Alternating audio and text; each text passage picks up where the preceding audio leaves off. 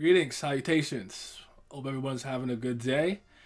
And I'm going to take you back a little bit to the Floor of Death when we were reading this weekly. For anyone who doesn't know, I've been caught up to Tower of God for pretty much a decade. Like, when I first started reading Tower of God, we were on the last examination, so I'm not new to the fan.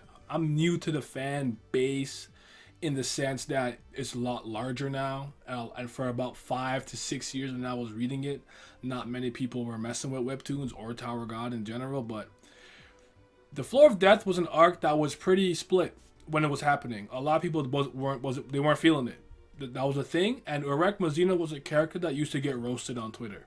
A lot of people don't know that. The TL used to roast his fit, talking about who wears fitted caps in this year and things of that nature, a backwards fitted cap, and they used to go at him. And I know that at this point he's universally beloved and we all like him. I haven't really spoken to anyone who hates Urek. Maybe not a favorite character of theirs, but they don't dislike the dude. But there was a time where he wasn't accepted in that sense.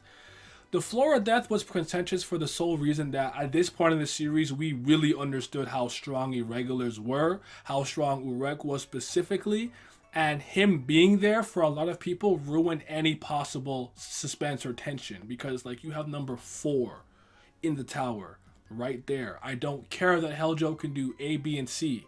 You have Urek Mazino. And that kind of lowered the arc for them in terms of overall quality. It was hard for them to worry about anything because they're like, bro, Urek is here. He's the equivalent of having Saitama come to fight some big bad monsters. Like, okay, Saitama's here, like, we're good. So I want to talk about why I disagree with that take. Because I think that's one of those things that people took the wrong big picture takeaway. Though if that was your main concern because you saw him, I can understand why you would come to the conclusion you did. Please like the video if you like it, subscribe if you're new here, and to stay notified, hit the bell of dawn. Let's get it.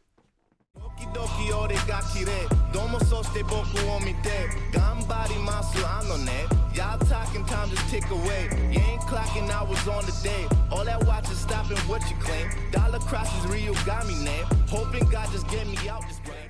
I think one thing that is constantly undervalued or overlooked when you are playing, reading, or watching something, so you're experiencing a narrative, is the lesson or the takeaway you're supposed to have.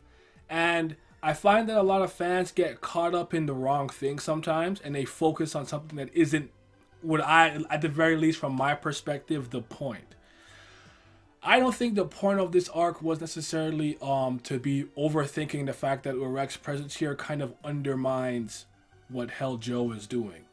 Because I would argue that at the very least Urek is not boring. He's a very entertaining character. He's fun. It was funny seeing him.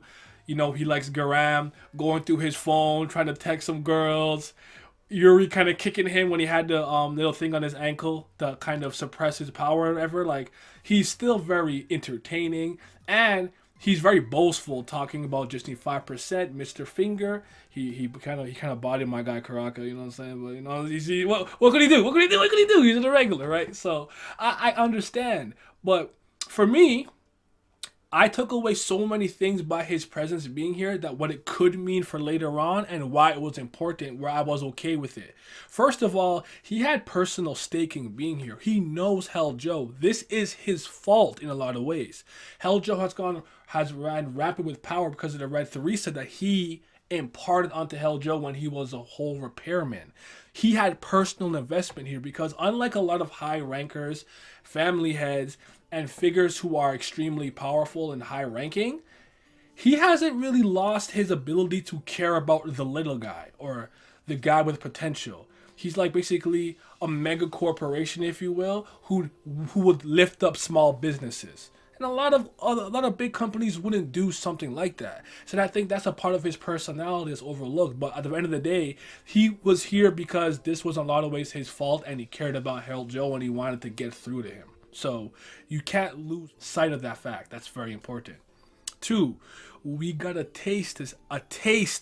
smack roll of what irregulars can really do.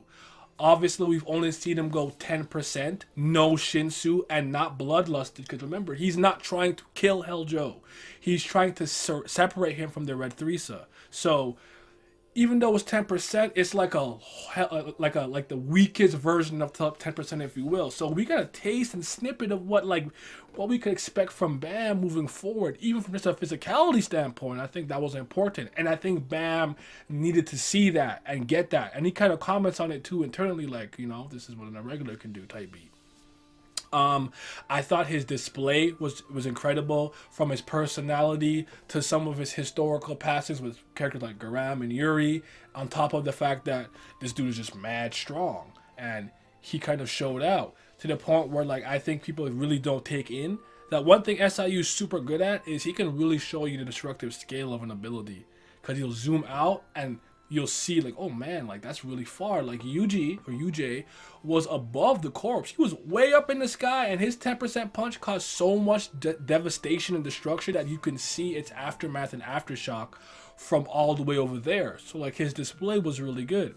And then we even got to see his relationships with other irregulars. Like, when Gustan come, a bug is a bug, and he's like, this is why I don't mess with y'all. Like, I don't with you guys. Like, you guys are whack. And it was just like, okay, so now we understand that his relationship with a lot of the family has, at least most of them, or types like Gustang, the very condescending type, he doesn't mess with that. At the very end, him figuring out Bam was an irregular too was an important moment, so they can really get that connection. Like, I feel like when you start peeling back all of these little things that become a greater sum of its parts when you put them together, you have to actually acknowledge that him being on the floor of death was vital. I understand he kind of low diffed held Joe, and it wasn't an issue for him, and but to me that was never the point.